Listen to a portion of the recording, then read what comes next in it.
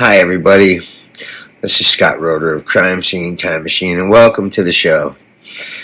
Today's show is going to be an interview with Ann Talbot. Actually, Ann is going to be interviewing me, but we kind of roll into, I think, a really interesting conversation about, the Vegas case. She actually gives me a palm reading. I just got back from Australia. It was a very interesting conversation, so I wanted to share it with you.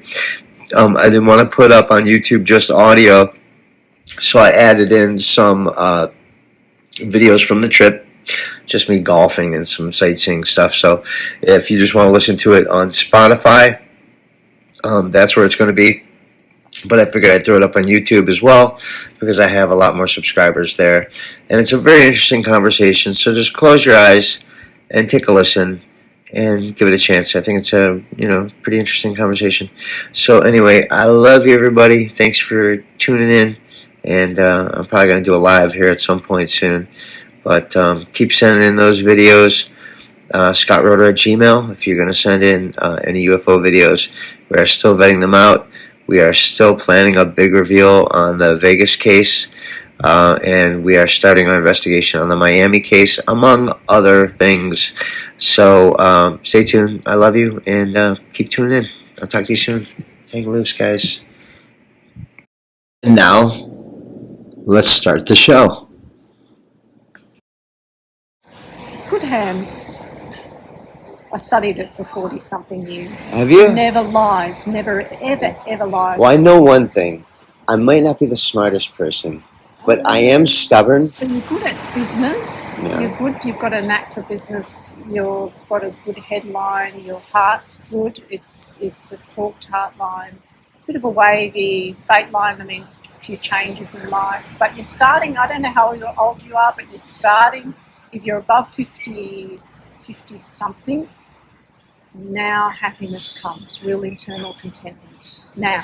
And it's taken a very, very long time, but it's coming late. And you can see it, right? But a good long life, really good. Show me the other one. Heartbreak when you were younger. You had a real heart, someone really broke your heart because your heart line's broken.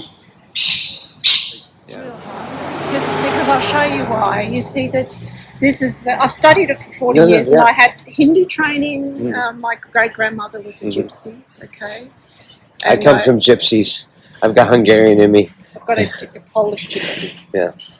So you see, this is the heart line, and this is a remnant of the heart line, because usually the heart line comes up like this, or it could be, it is because it's straight, right? And it comes up, usually the heart line, see how it comes between these two fingers, which shows a really good, compassionate person.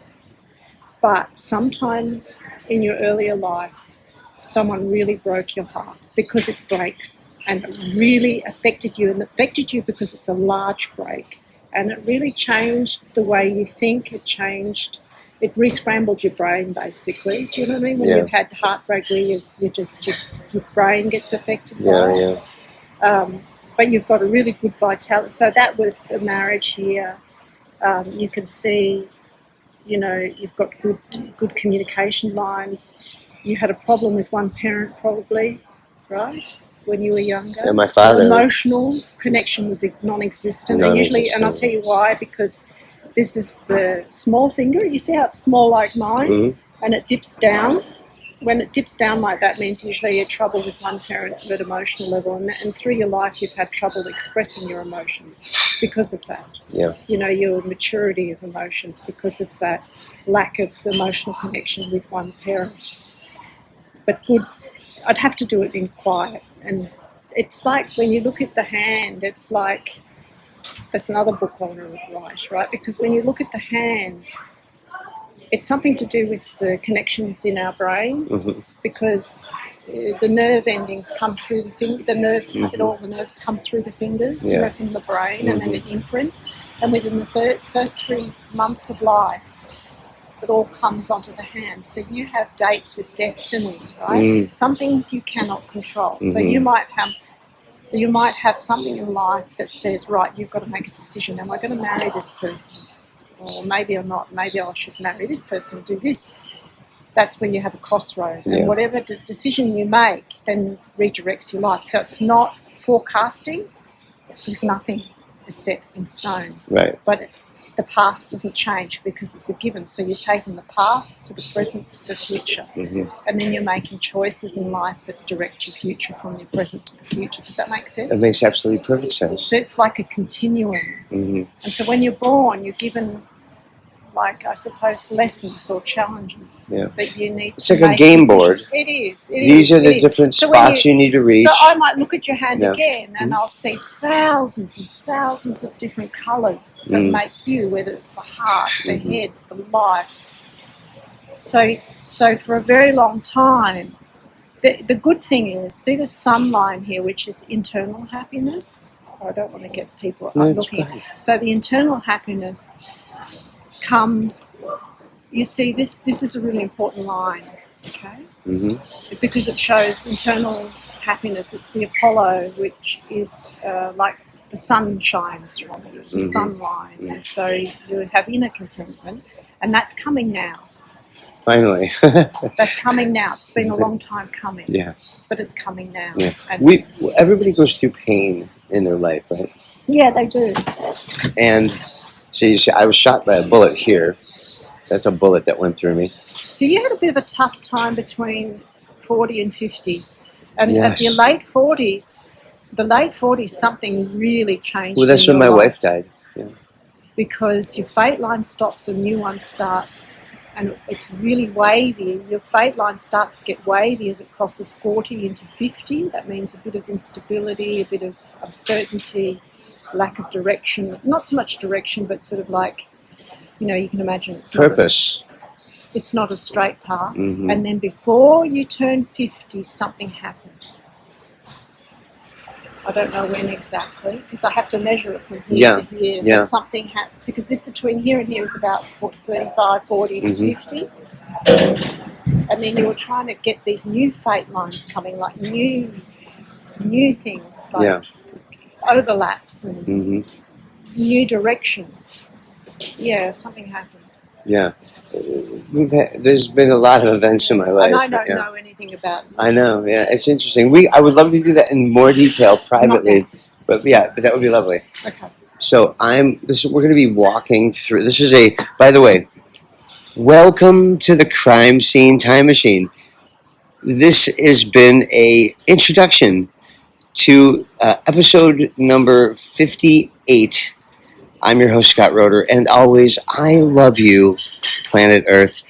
Today, I am not going to be asking the questions, but I'm going to have questions put to me by the charming and lovely Anne Talbot from Australia. And Anne, I'm all yours. Thank you.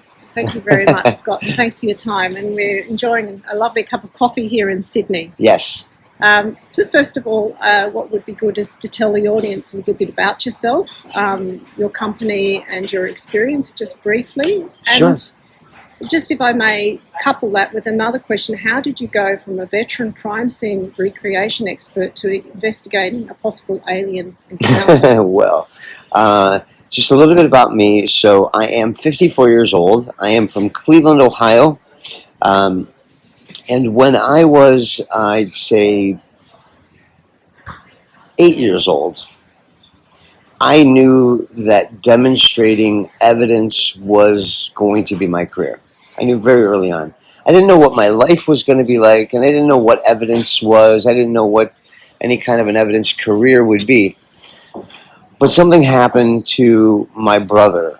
When I was 8, he was 10. We were riding our bicycles. He was riding a bicycle that was way too advanced for him. He wasn't a big fella at the time, and neither was I, nor am I now. And he was riding his bicycle. We were coming back home from St. Angela Merici grade school. I think we were coming home. Yeah, coming home. And they were City of Fairview Park, and we had on Alexander Avenue, we have these sewer grades that are about a foot by a foot. And they had vertical or horizontal slats in them to allow the water to come in. But those vertical slats were wide enough so that if you were riding a skinny biked tire, the tire could, if you weren't careful, go directly into the slats, up to the hinge point of your tire, and you would fall over and go to crash. So of course this is well before safety measures and helmets, and this is, I would say, 1978. Maybe Sweet Home Alabama was on the radio. Leonard Skinner was top of the charts. Jimmy Carter was president. Okay, we weren't wearing helmets. So my brother was riding slightly in front of me, and I saw that he was distracted because coming toward us was a garbage truck, a very large garbage truck. So he was riding closer to the curb.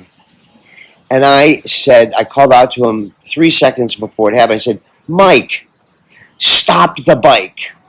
And he didn't stop the bike. And his front tire went right into the sewer. He fell and got hit by the garbage truck. It was a catastrophic injury, and he lost basically his right eye. He was rushed to the hospital. We only lived blocks away. I ran and got my dad. My dad picked him up and took him to the hospital. And I was left there with the bike and the broken up bike and all the stuff. And I had my bike. So I happened to have an old school Polaroid camera that I had gotten, maybe it was my mom's. I snatched it from her or something, but I kind of assumed it was mine because I loved taking it and snapping pictures of it. So I ran home 2 blocks. I got the Polaroid camera. I took his bicycle and I fit it back into the sewer grate just like it was at the point where he fell off. And I took a bunch of snapshots with the Polaroid picture. And then I even had a stranger come by, and I said, here, could you take a snapshot? And I held the bike in the picture, exactly.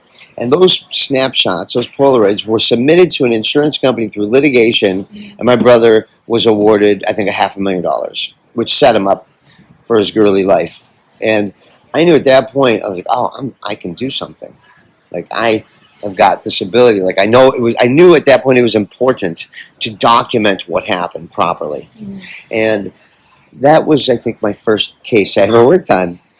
So, long story short, in the year 2002, after working for the Cleveland Police Department as a contracting photographer for crime scenes and things like that, and a demonstrative evidence company where I would consult with lawyers and so forth, I was already a young father with 2 children.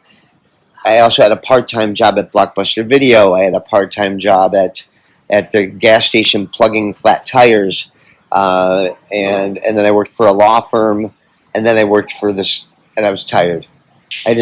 So I finally made this choice to have a good career, and I got a job at this company called the Visual Evidence Company, and they were a cool company, a small company, but I didn't have any really big experience.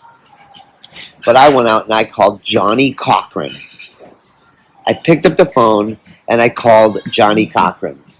And he didn't answer, but his secretary answered, and I said some things. And I said, I'd really like to meet him. She's like, he's very busy.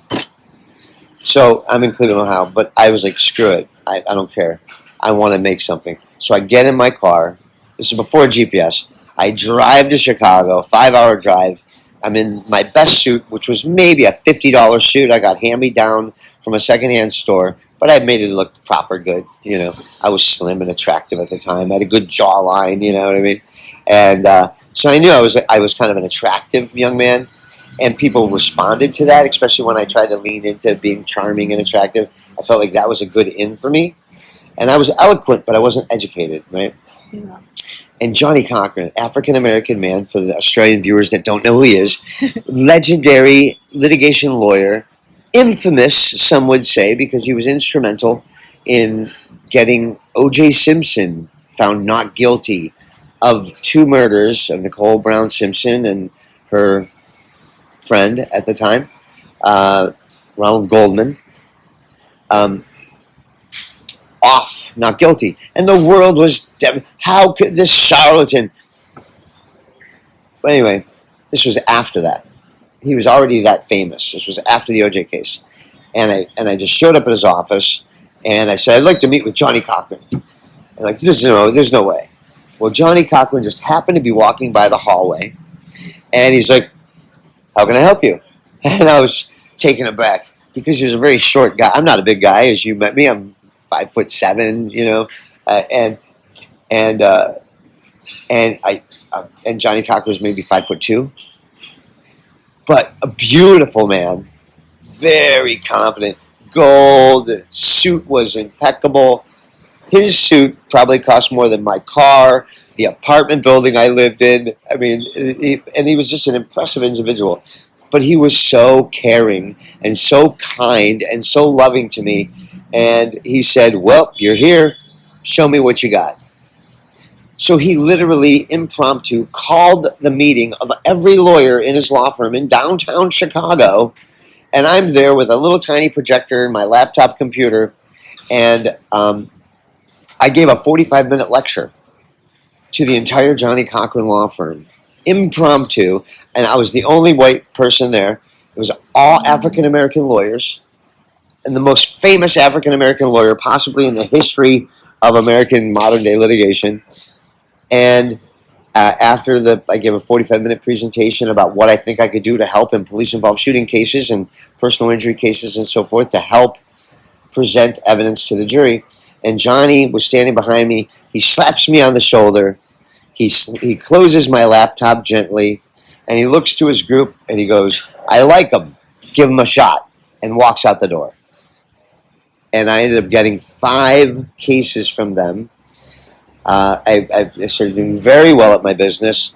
My business, this was when I worked for that other company, they immediately resented how well I was doing, even though they were making tons of money. They must have made $1 million off of me, and I was taking like a $60,000 a year salary at the time.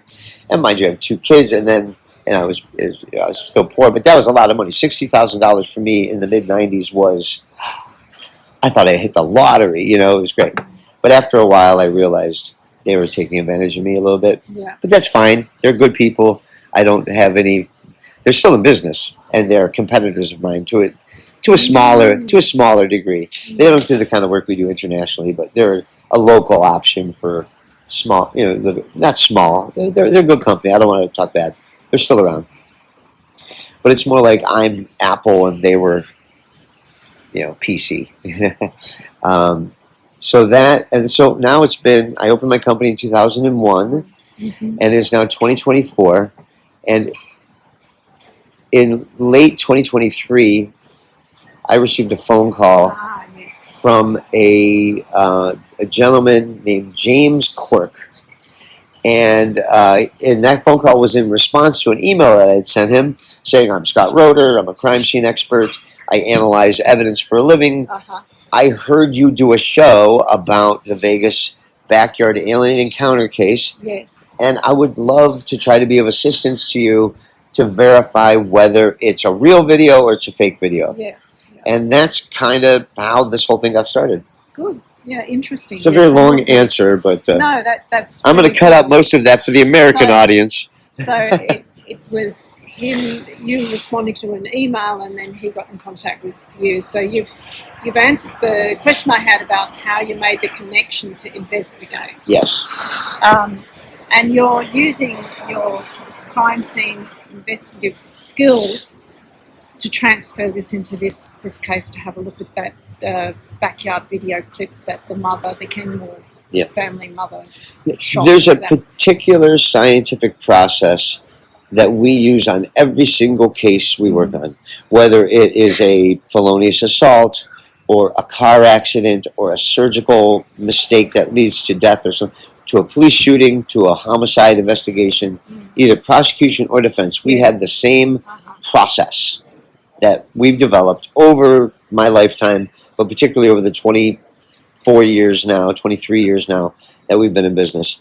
And that process has been applied meticulously to this Vegas case. I've treated this Vegas case not as a spectacular event or some kind of special engagement, because I'm not being paid for it. I have not monetized my podcast. I have not monetized my YouTube channel. And I'm not going to, because I want to maintain my credibility Yes. on my objectivity. Yes. And if I start monetizing my podcast and my YouTube channel, that might kind of, in my mind emotionally, make me want to find things that are real so that I make more money. I don't want this to be about money. I do well. I'm not a wealthy guy. I do the best that I can. I live a modest home. We have modest things. I don't own Rolex watches. I have one suit that I cherish that I wear for court. I have another suit that I cherish that I wear for family events. Otherwise, I'm a sweatpants, jeans, and a black t-shirt with an old ratty pair of tennis shoes kind of guy working in my lab with chalk on a chalkboard, and I surround myself with talented artists in forensic animation, medical illustration, medical animation, engineering, law, and art, right? I surround myself particularly, and I choose young people right out of college that have no training on what we do, except for they know about law, or they know about art, or they know about engineering, but they don't know how art, law, and science merges together to be the cornerstones and our kind of portal for communication of the interrelationship of evidence. Because, and this sounds like a commercial for my company now, but that's but it's important. It's important because I was interested how you are transferring the skills you have in your company to this particular case. So you're explaining that, which is good. Yeah, but that's the key. Yeah, it's art, law, and science. Yeah, that makes up the reality of communication in the litigation field. Yeah. Matter of fact, in law school in Michigan, there's this famous lawyer, and he made millions, hundreds of millions of dollars. He's rich beyond my concept for a lawyer. I mean, we're not talking Silicon Valley rich, but like a lawyer, big lawyer rich. Jeffrey Feiger is his name. So happy. A little call out to Jeffrey Feiger in Michigan. Good guy, great lawyer. Anyway, he has an acting school, a theater school that he put as a donation to the University of Michigan School of Law. So you see, law, especially litigation law, is very much about the artistic. And when I say artistic, I don't mean fiction. I mean the artistic delivery of data so that people who've never been in that situation can experiencing a tactile event that maybe we've done 100 times. And I'll stop right there. And I would like to welcome into the show Mr. Patrick Mooney. Nice to meet you. With a double handshake, very awkward. And Patrick is going to be joining us. And before you join us, do you want to go get yourself a coffee or something? Yeah, put it on the Underhills tab. All of you Caddyshack fans will appreciate that reference. Also a steak sandwich and another steak sandwich. Yeah. So Patrick has joined us, and he's going to be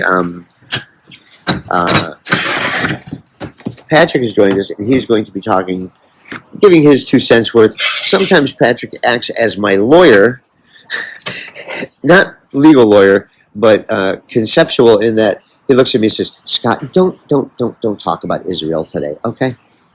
Scott, hey, please, could you leave? Just relax a little bit, stay on, because I get a little bit. I'm very, as you've noticed, and maybe have found, I'm a Gemini, so I have this stuff that comes out of me at all times, and sometimes I just wanted to go into a rant about trying to make people laugh or joke around. And, I think I could do anything well.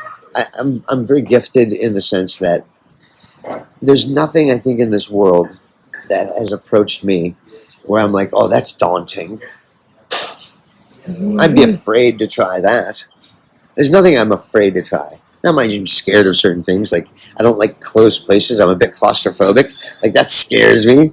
I don't like being a tube in the sky for 15 and a half hours, with somebody next to me who's going to be like, Yes, well, you should probably sit still. I'm like, come on, mate. Yeah. So you have what I found with the and people listeners will be probably familiar with the 2003 Las Vegas alien encounter in the backyard. 2023. Sorry, 2023. Thanks for correcting me. What I found really interesting was how you join the dots and you have the evidence as a whole to make a conclusion.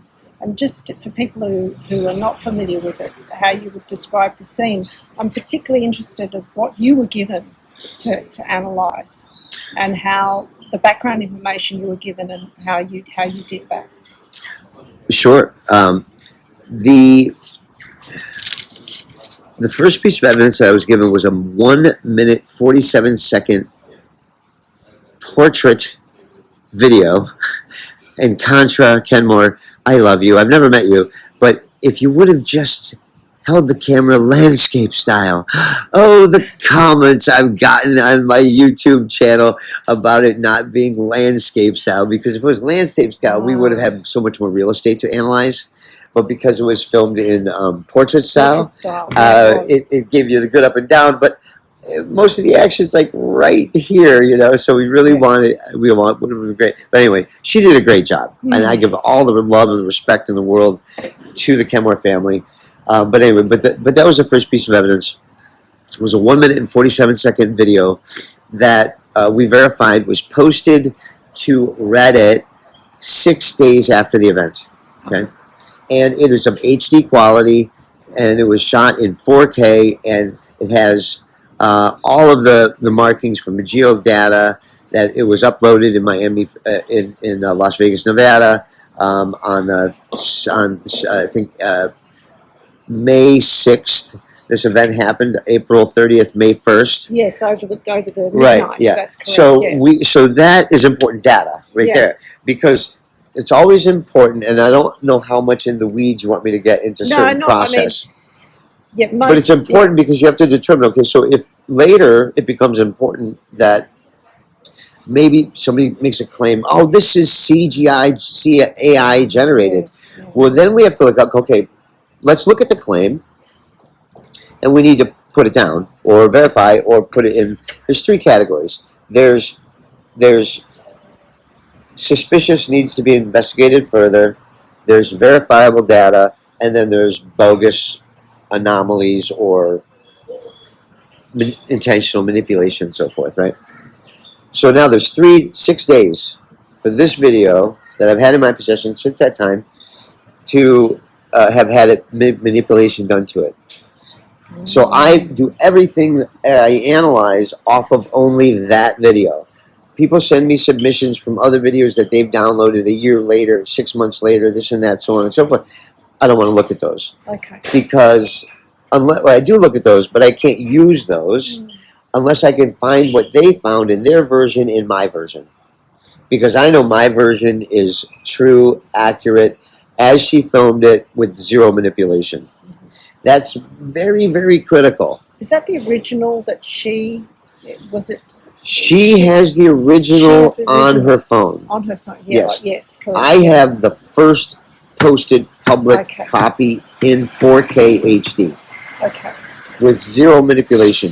We verified that there's zero manipulation, and I want to hit really for the science folks out there. Yeah. For the people that put up Carl Sagan as one of the ambassadors to science, who I loved as a kid. I loved Carl Sagan as a kid because he made science seem accessible to a dumb kid from Cleveland, Ohio, you know? Okay, yeah, pull up another chair. So excuse, we're gonna take a small. I'm gonna take a little sippy break. The sun's shining. Lovely here. It's charging me. It's charging me like a flower.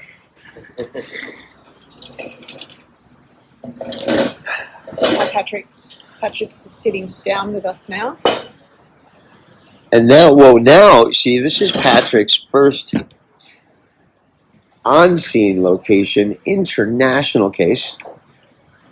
Would you agree with that?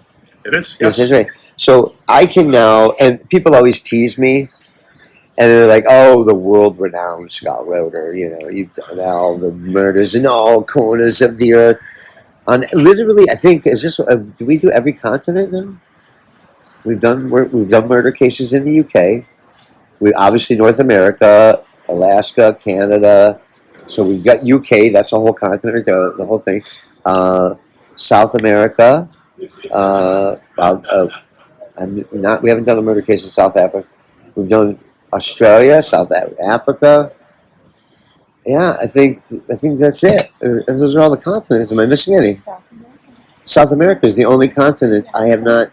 So anyway, I am clearly world renowned, but I would like to now introduce officially to the world the world renowned Patrick Kayamuni. Oh, Patrick. Thank you for having me. Thanks for joining us. Thanks for joining us. And back to the show. And so, where were we? So we have this clip that was minute 47 on Reddit seconds. Yeah. 6 days after the event. Yes. It's pretty accurate. And so you were given this clip, and I just wanted to know your findings. And really, as you said, there were lots of pieces of evidence that you pulled together to come to a conclusion. Not just that, but also, we'll get to it, but you analysed, you know, the flash that fireball that came down from the sky, which was interesting. But when you looked at that piece, you applied your techniques and the vector tracking software to analyse it, and what did you find?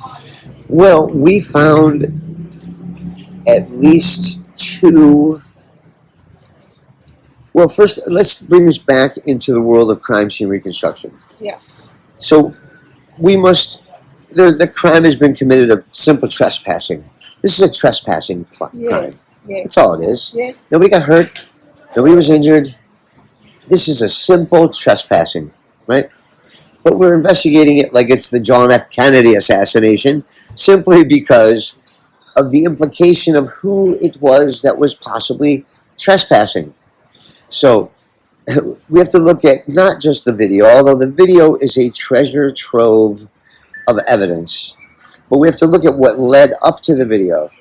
And there are verified public accounts from hundreds of sources of what people called a shooting star, a meteor. Meteorite. And that's what they concluded, the American Meteorite. Well, that's what they've said. Yes. I wouldn't say that they've concluded that. Okay. Concluded would imply an investigation. Mm-hmm. Yes, true. What they've said is that it's a meteorite. How much work they've put in to saying that, I think, is cursory. At best, armchair, just flippantly, oh, yeah, there was a meteor. Listen, if you look in the sky, there is a meteor shower literally almost at all times. We're being showered with meteors 24 hours a day, 7 days a week. At some time, there's always a meteor. You can always just say, oh, it's a meteor, right? What are we going to do? Look through your telescope? No, we got to take your word for it, okay? So I don't put much stock in the simple idea, oh, it's a meteor. It looks like a meteor. It acts like a meteor, but does it? And we have to look at it more carefully. Now, I'm not an astrophysicist or an astronomer, but to me, I've seen shooting stars before. Have you? Yes. Have you, yes. Patrick? I have, yeah. Yes. Yeah, I think everybody has. They're kind of like this way, horizontal. Yes. This meteor, to me, struck me that its trajectory was quite steep. And someone on social media who looked at it and analysed it also said towards the end it dipped and then fell. Straight down. It went straight down, so it came down quite steep, as you said, and Yes. then right at the end it sort of tilted and then... Well, doesn't that make sense if you think about the Apollo landing, right? So when you're coming through the atmosphere, you've got to come in at a steep angle. Otherwise, if you come in straight on, you're going to bounce off the atmosphere and explode, or you're not going to get in. You have to come through our atmosphere at a steep angle. And then once you get through it at that angle, and that's usually when the meteors explode. Yes. Right? But that's not what happened on this meteor. There was no explosion. Now, mind you, I'm an amateur at this, but then you're right. After it comes through, there's a bit of a flash, and then it comes straight down. And we now have, and we've just released recently, unverified at this time, working to verify it, 3 new Ring cameras from the area. I have verified that they're from the area, where we see in 2 of the 3 an object coming down with the meteor. Right next to it, actually. Exactly. All the way to the ground. And then in the third, that's 2 separate ones. And then in the third one, from a totally different perspective, we see one that's already coming around, circling, and then goes down behind the tree line, and then the meteor and the other one coming down. So this one might be slightly at a different level where it could capture other things, right? And that could have been from California or wherever. We haven't verified where that footage came from, but it's clearly the same event. We've got this meteor coming down from all kinds of angles. And I have to say this because of the platform and our desire for evidence. This is a call to action to anybody with Ring camera footage, cell phone footage, body camera footage, any of you police officers out there in the tri-state, California, Las Vegas, Arizona area that captured this meteor sometime around midnight, April 30th, 2023, to the early morning hours of May 5th. If you have original footage, please send it to me, scottroder@gmail.com, and then soon, scott@ufotipline.com. But I want any and all footage of those meteors. And if you're an astrophysicist, or if you're hey, Neil deGrasse Tyson, give me a call. I know I was a little hard on you in the episode, Not Everybody Knows Everything, in your interview with my good buddy over there at that other show. But give me a call, Neil. Hey, air hug, ha. Okay, he always says air hug. Because he's such a pompous prick, sorry. So but it's a call to action. We want more evidence of it. We want more evidence, Yeah. and you do also have a dash cam footage as well. Yeah. And you do conclude that it didn't have a heat footprint. That's right. So, you make a good analysis on how it most likely isn't a meteorite. Well, it's certainly maybe it is, but we need. It could be a combination of things. Okay. First of all, we have to admit that we need to know that we have to admit that we don't know everything. Not everybody knows everything. I just referenced that to Neil deGrasse Tyson because he admits to knowing everything, which shows you his level of science is that, anybody that tells you they know everything, you got it all figured out. But I'm sorry, Neil deGrasse Tyson's too busy measuring moons, as he says, to worry about the extraterrestrial phenomenon. I would like to debate Neil deGrasse Tyson on the EFO, about the UFO phenomenon, and put to him. But I talked recently to Avi Loeb. Yes. Harvard professor, astrophysicist, and creator of the Galileo Project, right? He's been on my podcast twice. I consider Avi a friend. I love you, Avi Loeb. You're a good man, and you're doing God's work in that you're a peaceful pursuer of science and truth, and I applaud you. And you know that. He knows that. But to ignore video evidence, from regular people is a crime in and of itself.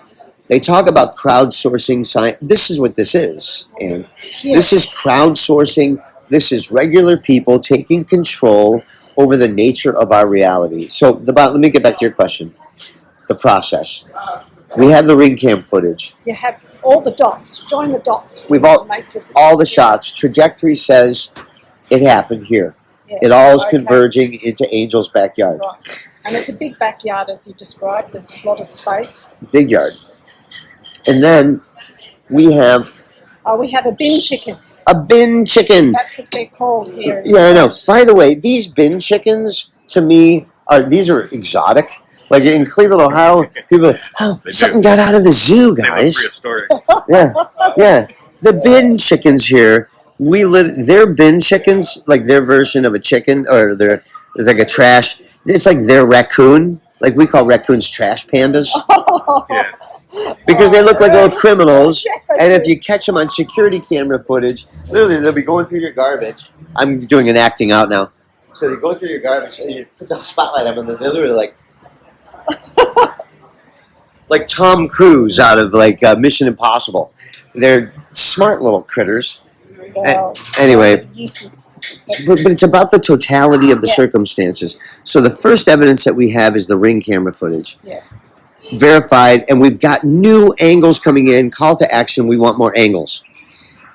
And then the second thing is, okay, look, there's the other aspect of it. It's got a mechanical sound coming down. That's interesting, because you had a couple of clips that had a mechanical sound. Yeah. Not all? Not all. Well, some of those footages, like some of those Ring cameras didn't catch audio. Like for example, the camera in the car, that didn't have audio. That was video only.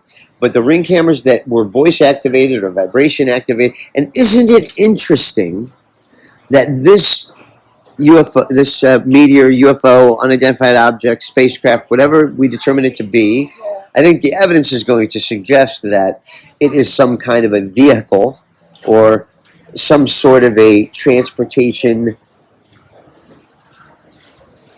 item, whatever you want to call it, that allowed either a craft to come through, or it is a craft, or the craft was using it as a way to get through the atmosphere, or whatever the case may be. We don't know. We don't know. But we know that something was heard by the Kenmore family, that it crashed in their backyard. And that's what alerted them to go outside and investigate. And that's the second part of the investigation. And then this part's on video. But before they call 911, this video that we had, the 1 minute and 47-second video, is before they call 911. Where he's like, everybody heard it. The mom, the dad, the brother, the father, and the other brother. They all heard the crash.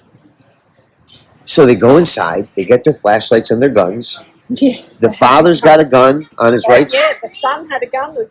Angel had a gun. And Angel's brother had a gun and a flashlight. Yeah. And the mother, I don't know if she was packing heat. Maybe she was. But she was filming in the rear.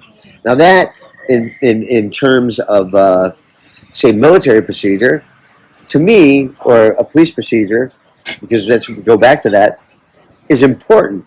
That shows the level of sophistication of this family. They went in as a 4-person tactical defense team. The father, the oldest, tip of the spear. That's what the fathers do. You're the tip of the spear. You're there to take first hit. You're there to protect. That's what father's job is in this world. Just to remind all the fathers out there, your job is to protect your family. That's correct. Period, hard stop.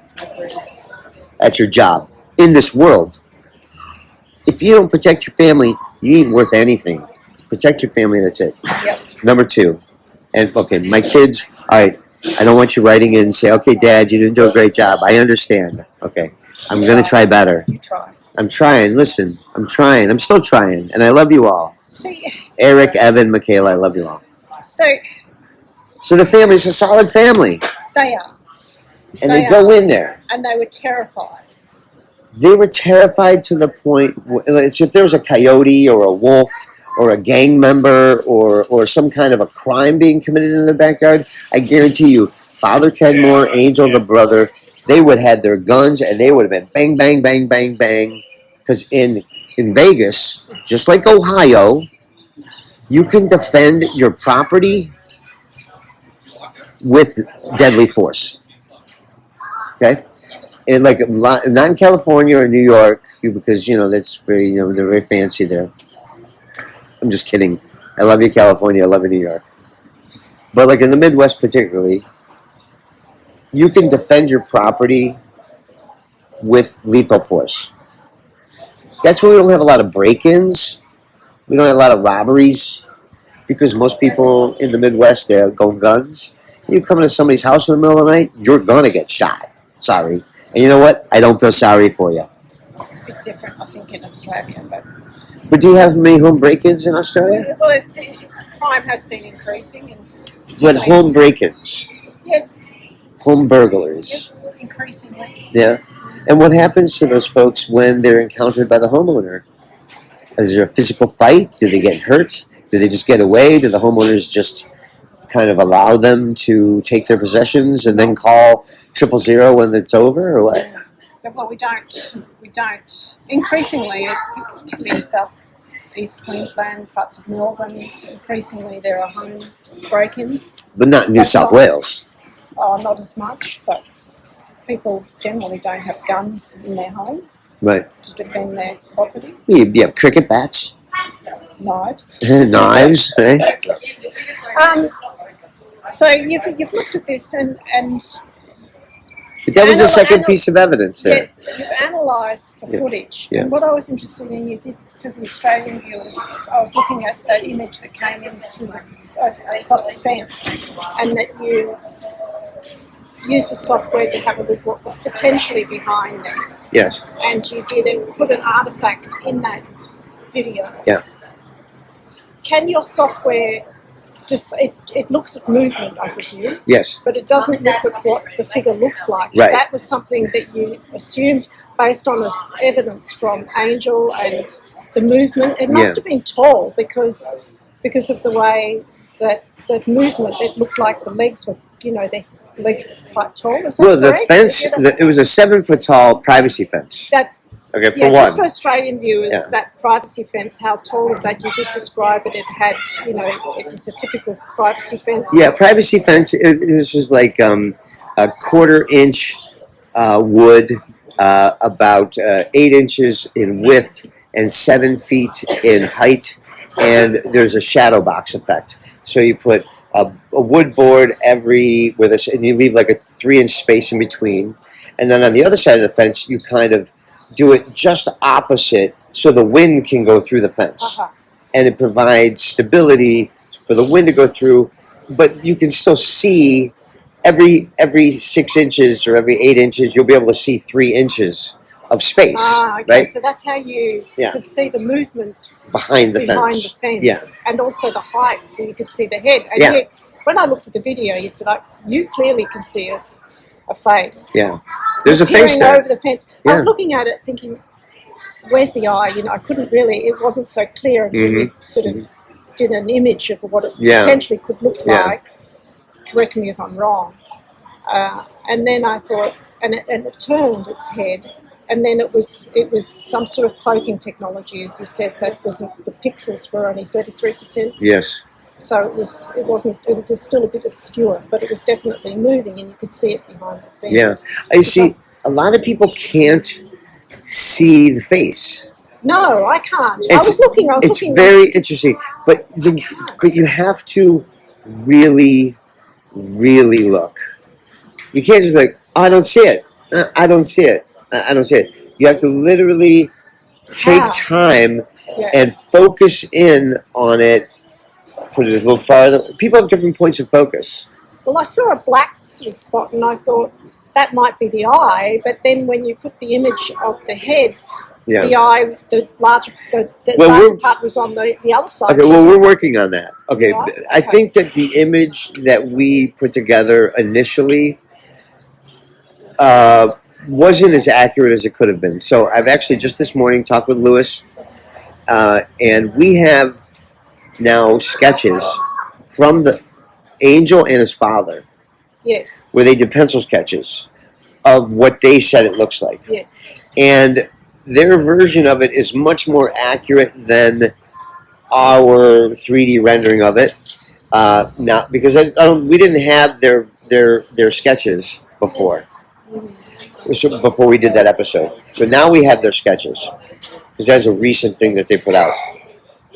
So I've taken those sketches and I've given them to Lewis, and I think Patrick, you're going to give a go at it too, and compare that to the images that we have strictly from the video, And we already know it's 8 to 10 feet tall. That's what they've said.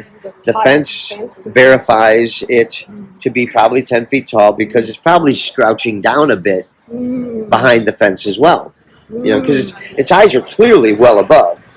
You know, so the whole head is above the fence. So if he was trying to not be seen, I think maybe he'd just be peeking his eyeball, right? But there's definitely a smoky filter on him, or her, or it. We'll call it an it. And it is there 100%. I believe that we could prove in the court of law to a degree of scientific certainty that there is something, and I say something, I'm going to call it a being, behind the fence, right there at like, and I think it's like 18 seconds. It's there for 25 frames out of a 1 second video. Think about how fast that is. To be able to take your head, put it all the way into the camera frame, turn and look at the camera, and then take it out of the camera frame in less than a second. That's such a fast movement in real time. And I think that's something I want to explore as well, because these beings certainly probably have some special physical abilities as well as their telepathical abilities or their technology or cloaking or certainly transportation. They got us beat on transportation, right? You know, They did. right? Yeah. So, but the thing is, they're real. In this video, it's real. The video is real. It's been peer reviewed. That's my next question. How much time have we got, Scott? Because I'm mindful we're nearly. Keep it going. We're fine.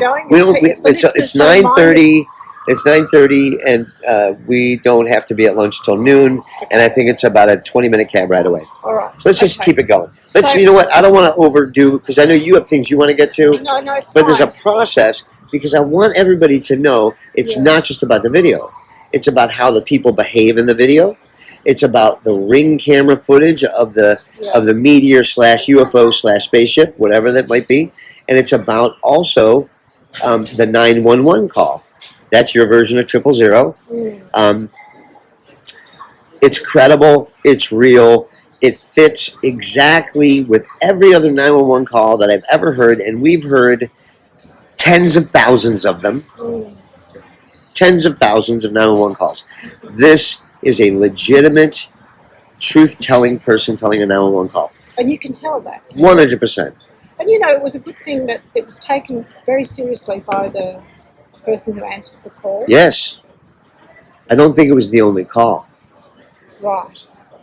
And they're in Vegas. 50 miles from Area 51. Las Vegas, I think, is, well, one, people think about it as, oh, the big city, Sin City, the gamblings and whatnot, and all the stuff and things, right? But Vegas is a dot in the landscape of the vastness of the desert of the Southwest. We call it Death Valley. Because if you get caught between Las Vegas and Los Angeles without a car, without water, and say without help from anybody, you're dead in 6 hours. It's Death Valley. 120 degrees Fahrenheit, dry wind that will suck the moisture out of your body, rattlesnakes, coyotes, critters of all kinds, scorpions and snakes and spiders and all kinds of critters that if you fall down and take a nap, you're proper decomposed in the morning. So it's Death Valley, which means there's nobody there. You got Las Vegas, millions of people traveling in and out, doing their thing, and then you have Los Angeles, and there's not a whole lot in between. Just open desert. And right in the middle of that open desert is Area 51. Yeah. Picked for its isolation. Las Vegas was a big thing in 1948, okay? Yeah. Area 51 happened, and I think they put that together early 1940s, something like that. But in 1948, Vegas was already a big deal. That's when the Italian Mafia started in Las Vegas. Anyway, long story short, this area historically, from Roswell crash of 1948 to many, many other incidents and whistleblowers coming out. I think one of the most credible whistleblowers is Bob Lazar, who worked in one of the areas in there. And here's the other thing about disclosure witnesses. They are often, almost always, flawed in their character to a degree where their credibility can be impeached properly to the masses at large. And the reason that they specifically pick questionable people, by the way, I love questionable people. They're my favorite kind of people. Just simply because they're fun, they're interesting, and you can always learn something from a question. And I say questionable, not in a negative, curious people, interesting people with interesting lives, because you don't have to. Anyway, Bob Lazar is a legit whistleblower, and everybody's like, "Oh, he's a crackpot because he tried to run a whorehouse, or something like that," right? But it doesn't matter your personal side hustle business aspirations.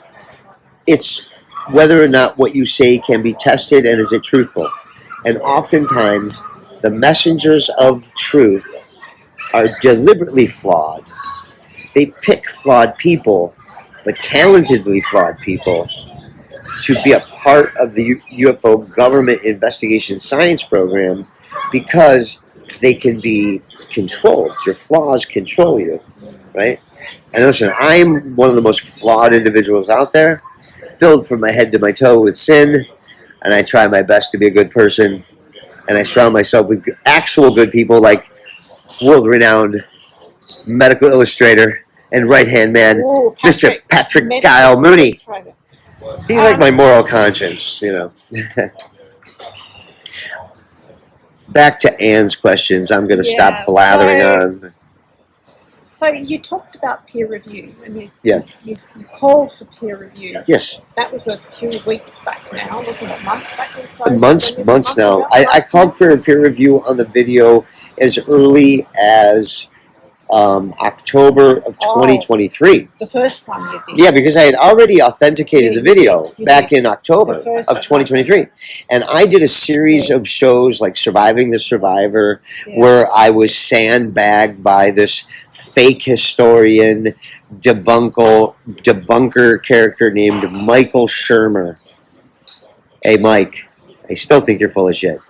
Michael Shermer is what I would call part of the subcontractor community of the CIA. And they're like professional trolls on the internet, where they have no specific scientific background, they have no specific historical training, they're not historians, they're not subject matter experts of any kind. And he's written a chapter, mind you, one whole chapter in his book about the assassination of John F. Kennedy. Mind you, you could get a PhD, folks, in the assassination of John F. Kennedy from the alternative schools here in the world, right? It is a rabbit hole beyond all rabbit holes. I've been studying the JFK assassination since about 2009. And every time I look into it, there's something new I learn. It's so amazing. But here's another interesting point that weaves into the UFO file, weaves into this Vegas case. Listen, we've done it scientifically, and we can get back to the scientific process. Yeah. And I know that's what you're more interested in than my political aspiration. I'm not political, but you keep going. But it happens. Because you have the original story. And I learned this from, and I'm going to give credit to Daniel Lizzet, also known as the Dark Journalist, one of the most shadow-banned journalists in the world.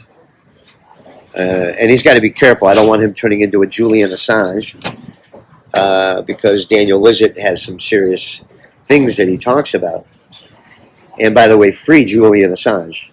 Yes. Free Julian Assange. Free him. And you know what? Pardon Edward Snowden as well. Okay. Anyway, and think about that. Just for about Assange for a second. Bradley Manning was the whistleblower, had a sex change operation, and is now Chelsea Manning. Oh, yes. Right? He was I don't mean to dead name him. I'm sorry. This is factual purposes only. I'm not trying to de-gender anybody. I love the trans community. I love the gay community. I love all human beings. Me too. Just to be safe. As a Christian. And Jesus loves you too, by the way. And no judgment here at all. I accept everybody. But the point I'm trying to say is, where was I at? I was at with that before I did the aside to not get canceled on dead naming Julian Assange. Chelsea Manning was the government employee that took that footage illegally and gave it to Julian Assange, who published it. He's the publisher. Not the. He's not the thief, not the crook. Not the crook. But the publisher. And matter of fact, he put it out responsibly. He did not add names of agents. He didn't give up physical locations of dark sites. He simply gave over what he thought was newsworthy and revealed the moral turpitude of the military-industrial complex at large. That's what he did. And that's why he's being tortured to death. And if they bring him to America, they will kill him. He will be murdered in prison the minute he lands in America. Just like Jeffrey Epstein was choked to death in his jail, right? Just like just like the Boeing whistleblower who probably did not kill himself on a break from testimony against Boeing. Do you know? But the point is, Chelsea Manning got 5 years in jail, had a sex change, and now I think is dating, I don't know, a celebrity from like Hollywood. Did people come forward with peer reviews on your analysis yet? That was my question. You called for it? Did the people that your peers in your field of expertise come and have a look at and check it? Yes. I have had 2 reputable peer reviews.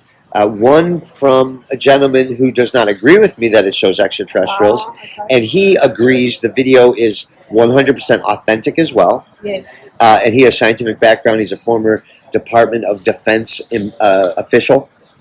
And he said that publicly on the air, that he concurs with my assessment of the authenticity of the video. And then also we have I wouldn't call him my employee, but my collaborator, Luis Castillo, who is a computer scientific expert in video analysis that works for Evidence Room as on our homicide cases and reconstructive cases. He has authenticated that it is authentic. I myself, I am a court-qualified video analyst expert. I have been sworn by federal court, state court, city court, in all the other countries as well, to give evidence to the court of the authenticity of a video. I have verified it. I put it out into the public realm around the world for over 8 months now, and I hear a lot of crickets. It's very quiet out there. That, to me, is confirmation of positive peer review. And here's the other part of it. I'm curious. Yeah. Here's the other part. Here's the other part of it. We are going for scientific peer review. I'm going to be now working with MUFON and some scientists that work there to write, and they're writing one now, and I'm contributing to it. It's going to be a scientific publication, and we're going to put it out for peer. Don't worry about the girls chasing the little bin chickens in the valley. It's fine. So I'm going to contribute to that, and then that's going to be published, and then we will have a published peer review, and that will be coming soon. But so far, there's been very minimal challenges The first challenge that we had was that it was a hoax, and the family was just that's been debunked clearly. That was, first of all, that's slanderous, and anybody else out there that says it's a hoax, you are now subject to legal retribution, because this now has been an authenticated video, and if you say that these people manufacture this as a hoax now, they now can sue you for slander and libel.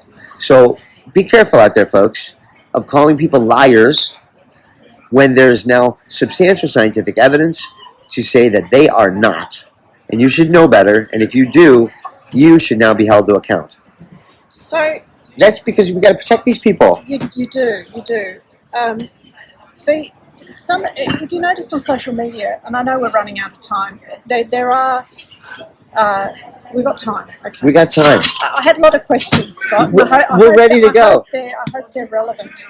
This is all relevant. Every time I talk, I feel like I'm learning something new because you're bringing new things out of me. So a lot of people who looked at the footage separately to you said, how Angel said, look at the forklift. Look beside the forklift. It's there. It is. So when the analysis you did of that being coming towards them and then retreating. Yeah. But did they come out of the forklift? Were they in the forklift? Is there footage of something in the forklift, like you said? Yeah. It says behind the forklift. Do we have the footage of that? We do. Asking. We do. Yes, we do. Is that separate to that 1 minute 40? It's in the same 1 minute and 47 seconds. Okay. But you have to look at it sequentially.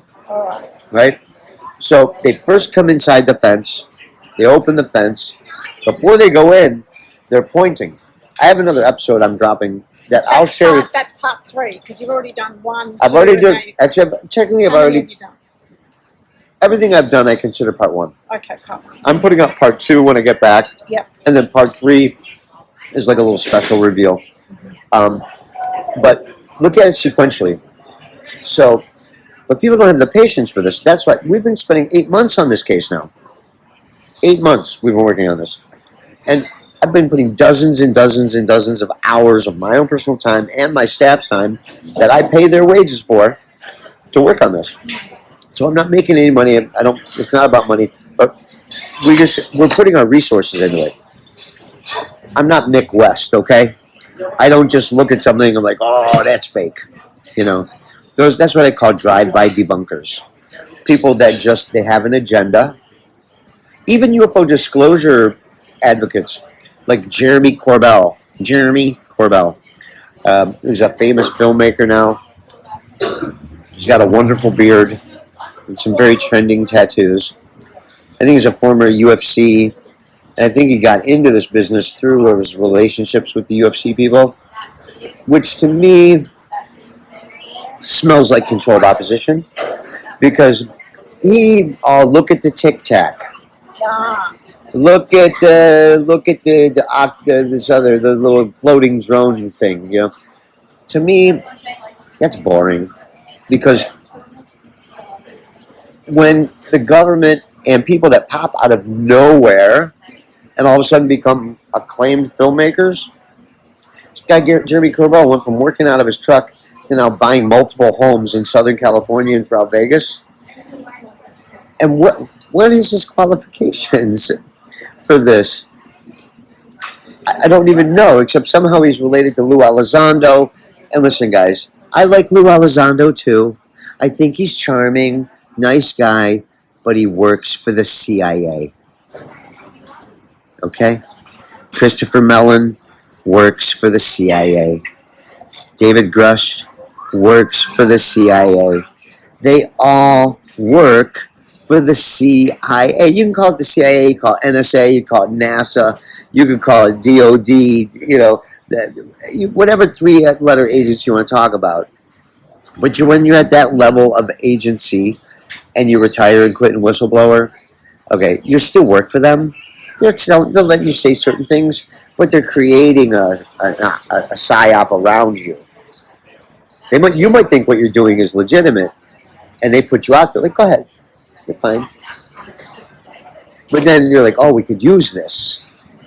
Let's use it. Because this is what I was getting to before. You have the real event, and that's usually we have the real event. We have the reported event. What I call it. Let's call it the. This is where I was going to reference Daniel Lizard. You have the original. You have the official story, like JFK. Official story. Hey, it was this one guy. He was crazy. One shot from over there. Bullshit. The actual investigation is that it was a conspiracy with multiple shooters, and the kill shot came clearly from the front. Okay, end of story. That part's over. And then you have the junk conspiracy that comes years later, where they're like, "Oh no, the driver did it. Oh no, Jackie Kennedy wanted him killed because of Marilyn Monroe." Okay, that's what you call the junk conspiracy, and that's put out there by the CIA and their drones and their little the minions. They hire people in India for like 10 cents a tweet, and they'll be like, "Hey, I want you to badmouth this guy and make him look bad." So you got 10,000 people getting paid 10 cents a tweet that are like, "He's a mean, he's stupid, he's this, he's that," and that's how you get trolls. That's what an internet troll is. They are hired, and they get paid to post things on social media to attack your credibility or your subject matter by a higher up. That's what I think it is. That's what I think it is. It's hard to know what the truth is and what, Yeah, so but think about sequentially big events. You have the official story, which is not probably going to be the truth. Then you have the follow-up. That's the real dark journalism, the real journalism. And then you have the junk science, which is a response to the real story to make it so confusing that you just go back to the official story. Because they make, you know what I mean?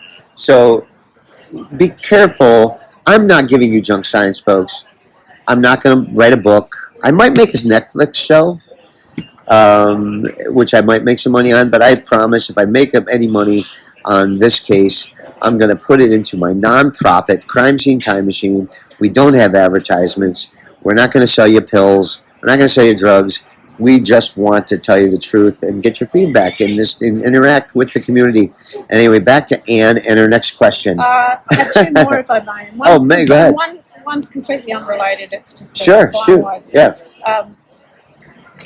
So, about other cases that you might work on, you did mention that you'll do an investigation on this one, prove beyond any doubt that it's real, in real reality. They're not lying. They're telling the truth, and then you move on. Yeah. And you move on to something. Yeah, else. I need to move on. And I just wanted to ask you. So once you've done that, you've done your job. Mm-hmm. There are other cases out there you could be looking at. Yes.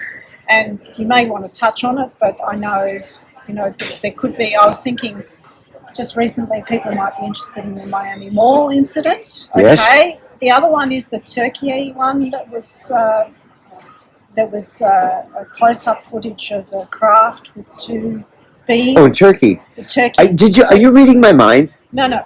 So that's one. Okay, another one, the Miami Mall incident. I'm interested in. I'm sure our listeners are interested in.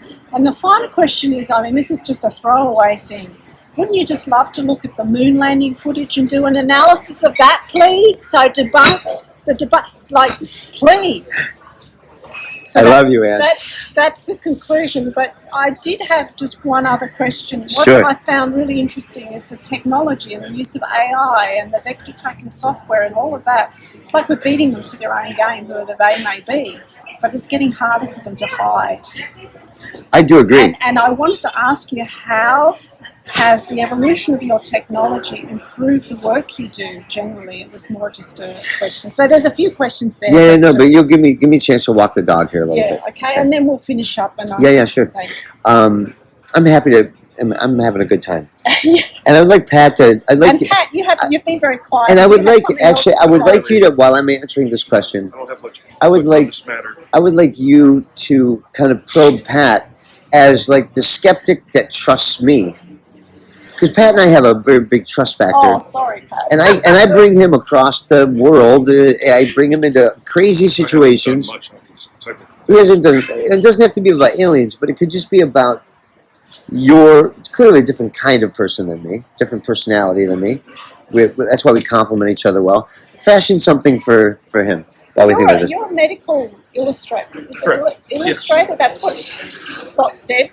You didn't really have anything. We'll get back to the questions I asked Scott, but you didn't really have anything to do with this case. No, I have not. No. But what's your working in the company and also obviously Scott leading this? What's your take on it? So I have seen the video footage. Now I analyzed it frame by frame. I think it is authentic footage.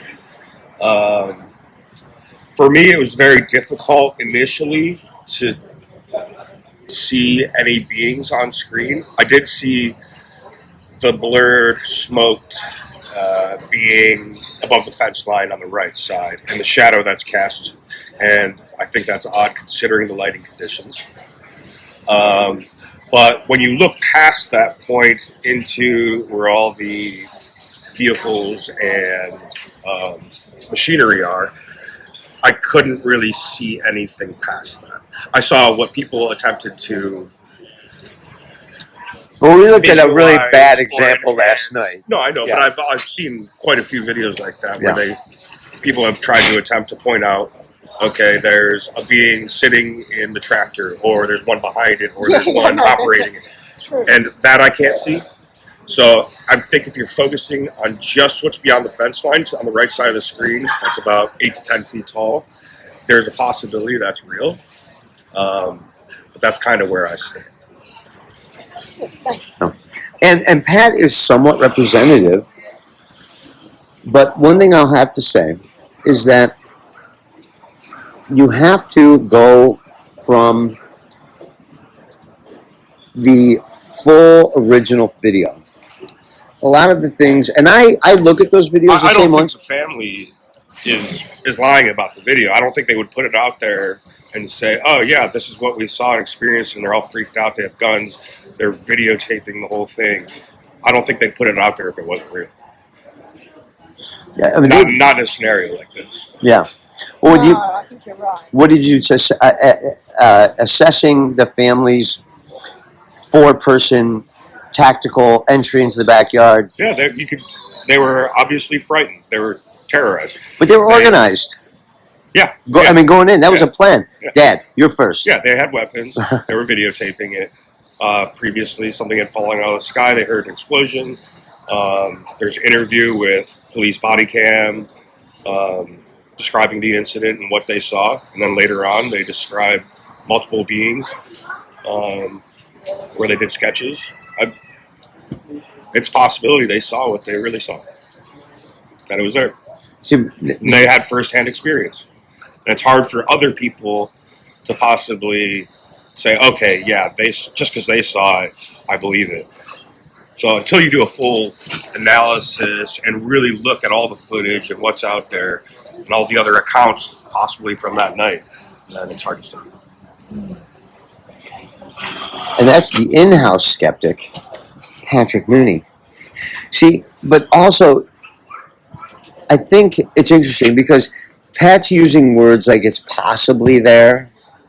It could be there. I'm not denying. No. There Listen, could be aliens or. Look, I can dig it. I'm not trying to correct your language. I'm taking note of your language simply because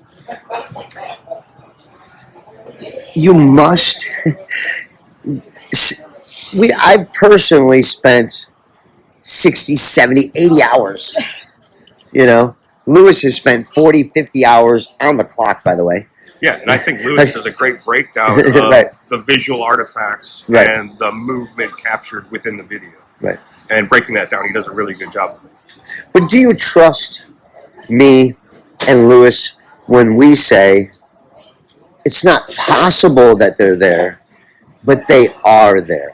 You haven't done the work yourself, although you've looked at it. You've looked at my work, but you haven't spent 10 hours on this, have you? No, I haven't. Okay, so, but do you trust? And you know me better than anybody. You know, sometimes I might be a little bit full of it, and whatever. Well, personal things, whatever. We tell stories, it's different that.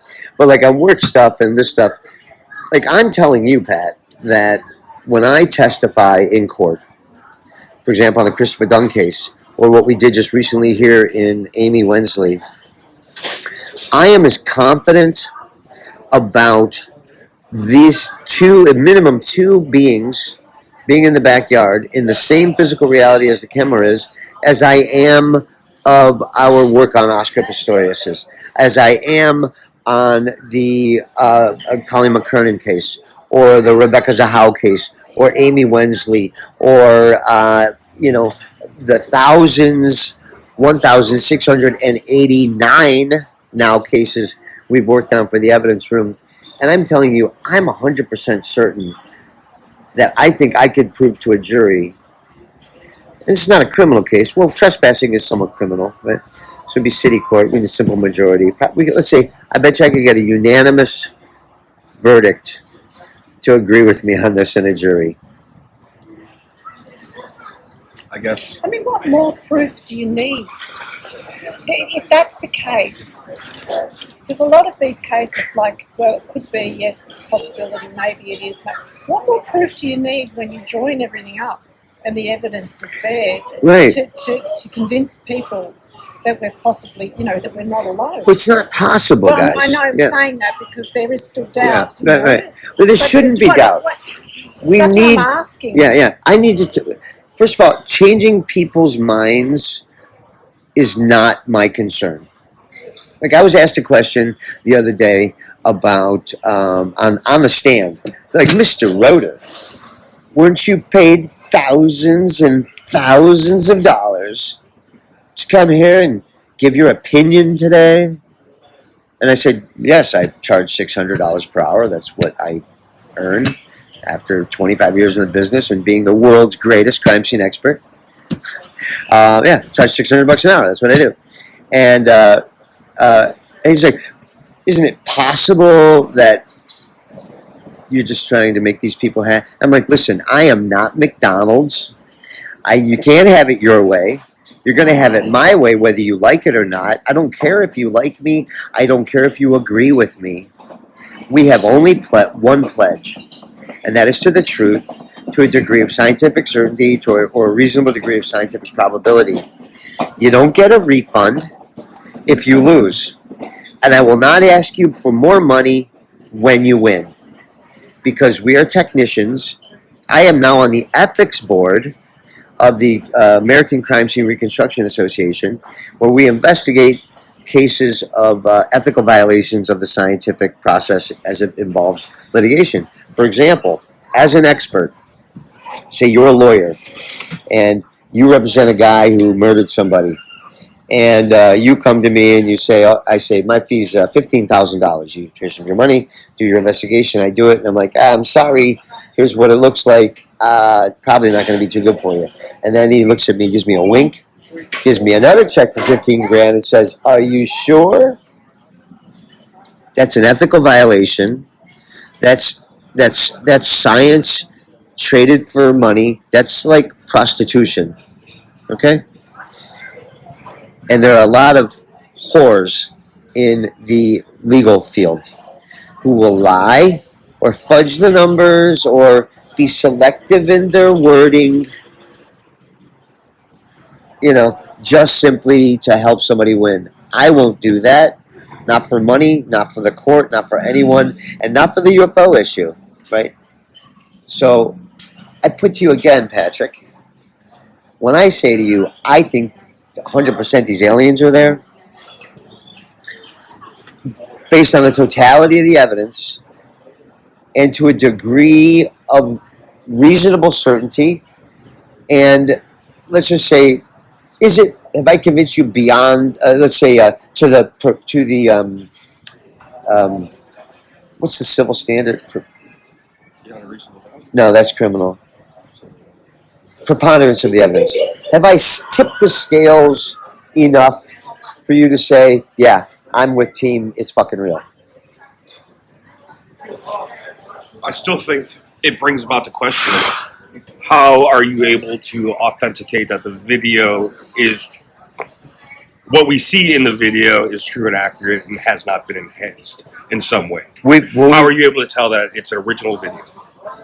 Well, it doesn't matter if it's the original video. It matters if it's not edited, right? How can you tell that it's not edited? Well, that's what we did with the AI vector tracking software. We broke it apart into the different audio and video tracks.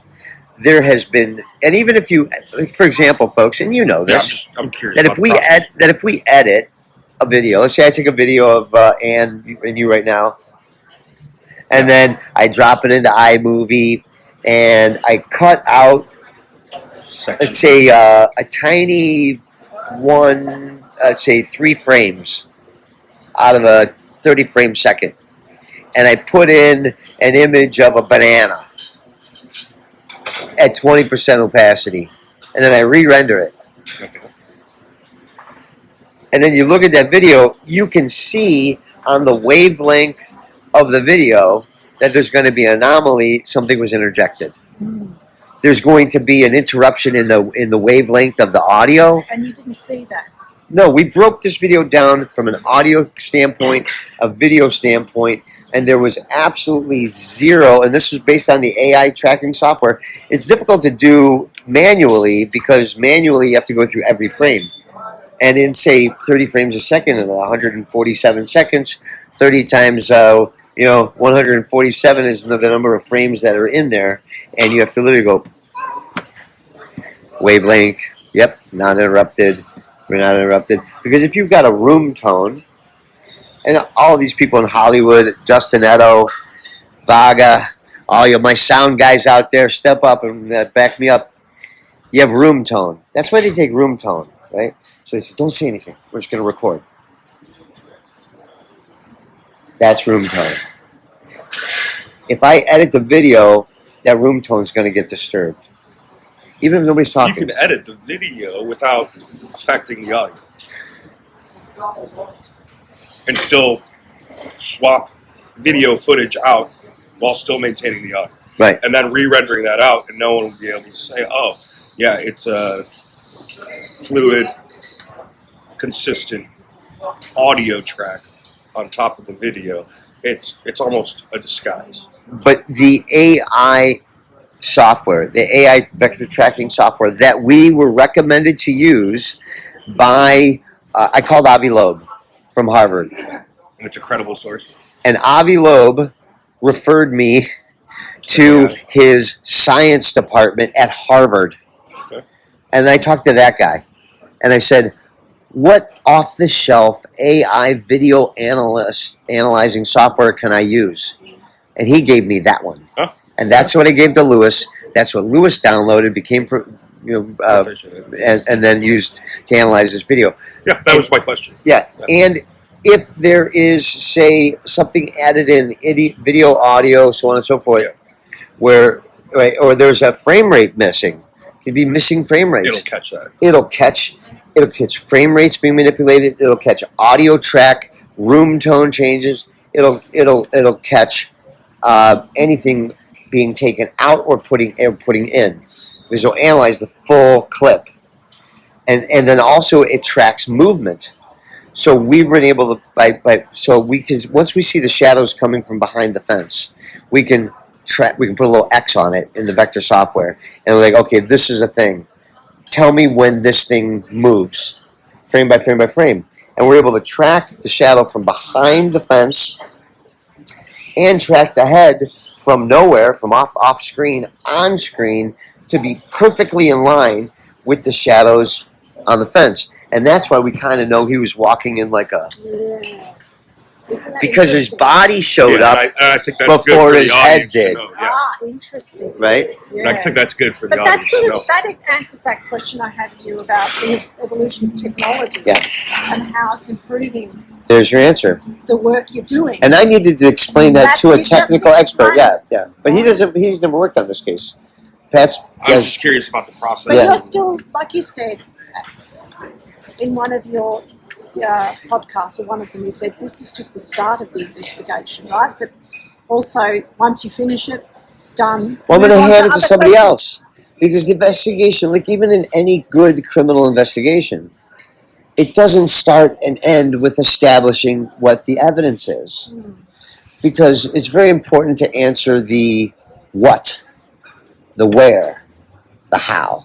I can handle all those. What, where, how, all day.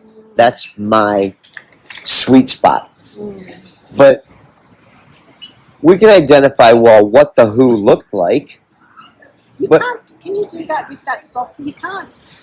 Well, You don't know the question. but that's what it's going to merge. We're going to merge that. So we're going to get the best available image of that head above the fence, and then the best available interpretation of the body behind the fence Through that software, the tracking. through the software. Okay. And then I'm going to put Pat on this, and also Lewis on it. It's going to be not really a competition, but maybe it's going to be a little bit competitive, to see who does a better job. But and then I want you So to. it'll be a visual interpretation. Yes. So now this is where science. What we depict in the video. Not what we depict. This is where, remember how the principle of the company, art, science, law, right? So this point, I want you just to be an artist, Pat, and I'm going to give you an image that we've spent 9 months verifying that this is in the physical reality of the people, and I'm also going to give you an image of one of the witnesses. I think I'm going to give you the image of the drawing that Angel drew. Okay? And I want you, as a police sketch artist, because Patrick can draw a sketch of you, and you're going to want to put it on your wall because he's such a talented artist. Like, he's wonderful at that. He's a pencil sketcher. I do these things where I put he wears a GoPro on his head, and then I'll have him do a sketch, and then they fast forward it. It's like, time lapse of the process. It's like watching Beethoven, and it's him sharpening his pencil, erasing, and it's just beautiful. It's like watching him play the piano. That's Patrick. That's amazing. I look forward to seeing it, Patrick. It's going to be wonderful. Maybe we'll do that on this one. So that way you can have the time lapse. Let's do a time lapse of your sketch. All right, folks, that's going to be exciting. We're going to do a time lapse of Patrick doing the sketch of. Now, mind you, this is good. This is your art project. Get on the clock if you want. I want you to take Angel's version of what he drew. It's actually pretty good. Interesting. It's not technically good drawing, but I think he's doing some things that he's trying to communicate that I think you'll be able to really communicate. And then I'll give you the vision I'll give you the image of the ET of the fence, right? Yeah. And I want you, like a police sketch artist. And the father did an interpretation. Yeah, I'm gonna have Lewis do that one. So I want you to do the one that Angel drew. Because they could have been looking at different things. Yeah, he could. What if Angel looked at this guy and the father was looking at this guy, or vice versa? Yeah. And there could have been multiple things. It's a shame you couldn't, once you finished it, you couldn't verify it with Angel. Well, I'm just wondering. I'm going to endeavor to do that. I will endeavor to do that. So here's another call to action. Angel, listen, I'm not one of the Hollywood guys trying to take. Oh, we've got and we're being stalked by Black Hawk helicopters all the way on the bottom of the earth. And by the way, folks, I can finally tell everybody out there, to my disappointment, the earth does not seem to be flat. Although, until NASA gives me the live stream footage of our spinning blue marble, I will remain earth-shape agnostic. All right.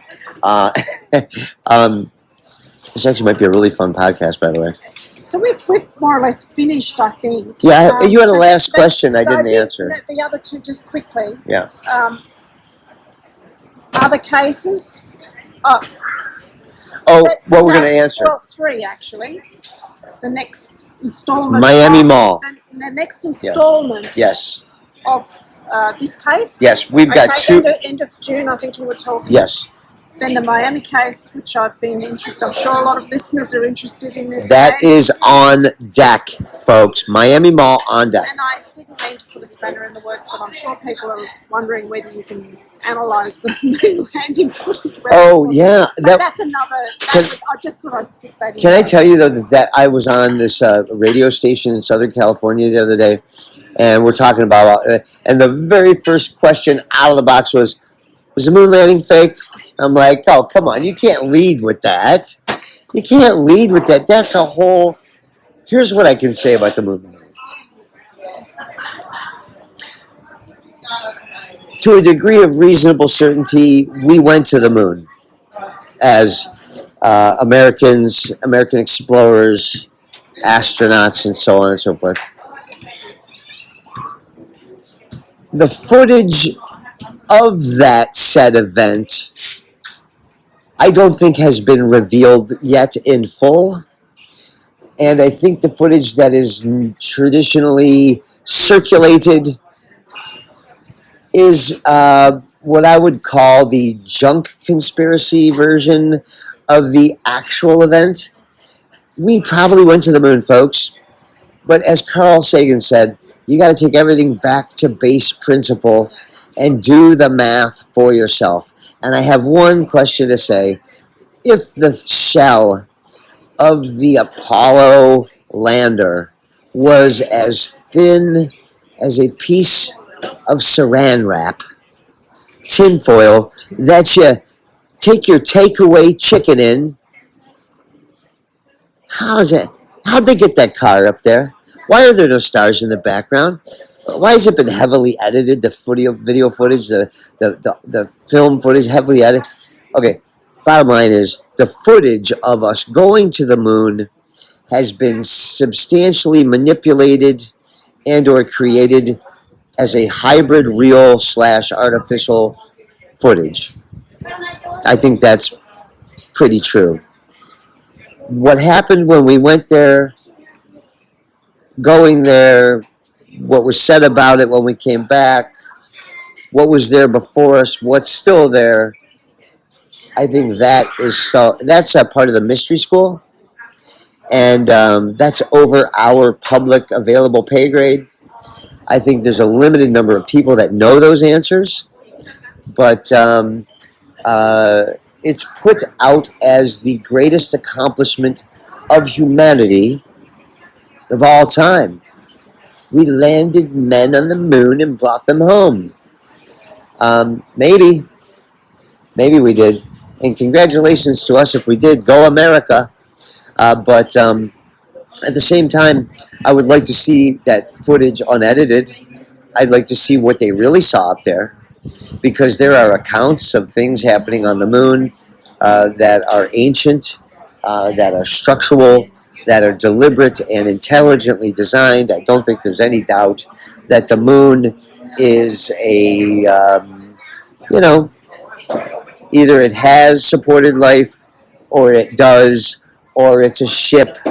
But the whole idea of this being like a cast-off from the molten lava version of the Earth, and just tidally locked, it's too big to be tidally locked. I asked that to Avi Loeb, who's an astrophysicist. I said, isn't the moon too big to be tidally locked to the Earth?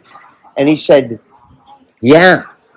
And I said, well, the only way it could be tidally locked to the Earth would be that it's lighter, it's less mass. It's hollow, maybe. It's hollow, or it could be mechanical. But the idea that it just is tidally locked, and it's 1/3 our size. It's huge, 1/3 our size. It's got to be hollow. If it's hollow, was it hollowed out by someone? Or our planet's hollow? Like, what's the deal? I don't know. I mean, like I said, I think we know more about our future than we know about our past. And at Crime Scene Time Machine, and this is kind of the radio version to you because we're still recording, and this is right before my sign off, is we know more about our future than we do at our past. And Crime Scene Time Machine is here to use what we know now to learn more about what happened then so that we can be better prepared for what's going to come tomorrow. And with that, I'd like to thank Patrick Mooney. Thank you for having me. I would like to thank the future Pulitzer Prize winning Ann Talbert. And as always, I've been your host, Scott Roeder, and I love you, planet Earth. G'day, mate. From Sydney, Australia. From Sydney, Australia. And I gotta say, g'day, mate. Oh, by the way, all the people out here that I met, Dave from Dave Walensboro, the most talented and intelligent Peace Prize winning owner of the Albert Steiner Library, Rudolph Steiner Library. Thank you for giving me your time. You're a lovely man, and thank you for sharing all those stories. It was wonderful. To Varga and Dwayne and Delicia and to Annie, thank you for coming down and sitting with us. We love you all. We thank you for your participation and your support and your belief in us, that us guys from a small place somewhere, we're able to help you in your case. And we were honored to do it. And hopefully we'll get some justice for Amy. God bless you all and have a great day. Remember, love somebody. Bye.